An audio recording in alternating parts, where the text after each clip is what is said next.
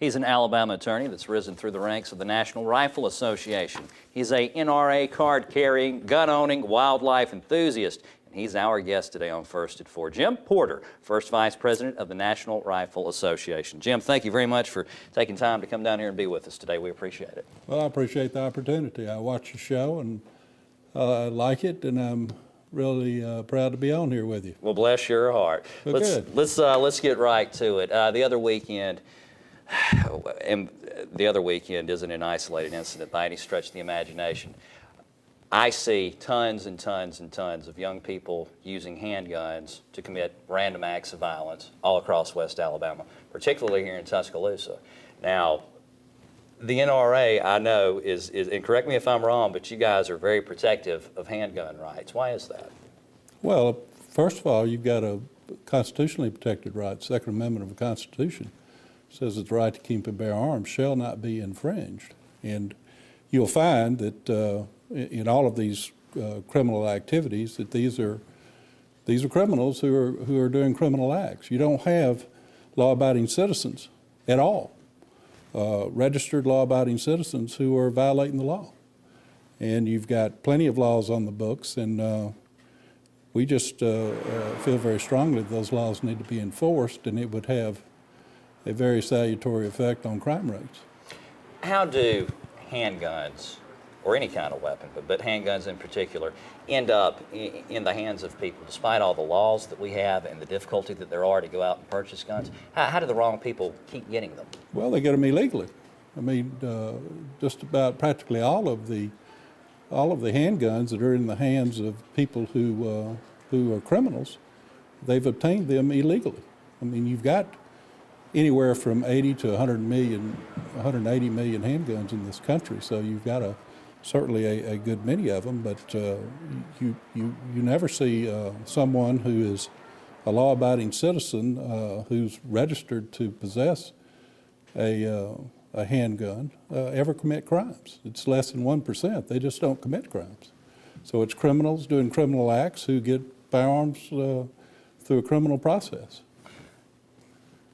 With larger weapons like rifles, particularly assault rifles and stuff like that, there's people out there that argue that you know, oh, those, you can't use them for sport. Why in the world would those need to be legal? Actually, that doesn't bother me that much, because you can see the guy walking down the street with the AK-47. It's the handgun that's a little bit scary. So is there not a way that we could work towards maybe eliminating them a little bit at a time, or is that just completely off the books for the NRA? That's a deal breaker. Well, certainly, again, going back to the premise, to the fact that law-abiding citizens are not the ones who are violating the law. So why punish a law-abiding citizen for when they're not involved in crime? I mean, if you've got criminals doing criminal acts, then you need to punish them. You need to prosecute them, which, by the way, the federal government is not doing on your gun law violations. You need to prosecute them, and if they're found guilty, you need to incarcerate them. That has been proven to work. So when you talk about sporting arms and assault weapons, you know, I'm not exactly sure what an assault weapon is. I know if you take that pen and stick it in my eye, it's an assault weapon. If you write something with it, it's a pen. But most people think when you talk about assault weapons, you're talking about fully automatic firearms. Those are not legal anyway. You can't, after 1986, you can't buy one new. There are a number of them that are grandfathered in. But your guns like AR-15s, which are semi-automatic weapons, they're used by thousands of people in competitive sporting events. And the other thing is, the Second Amendment doesn't say that the right to keep and bear arms for sporting purposes. It says the right to keep and bear arms shall not be infringed, and that's in our Constitution. And our Constitution didn't give us a right, it declared what our rights were.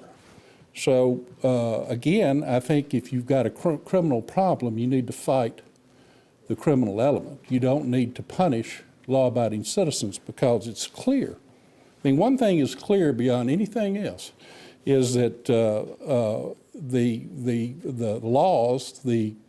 laws dealing with firearms, confiscatory firearms laws, have no effect on crime. Washington, D.C. is the best example. Had an absolute firearm ban, particularly on handguns, starting in 1979. Their murder rate was the highest murder rate in the country. Same thing in the city of Chicago.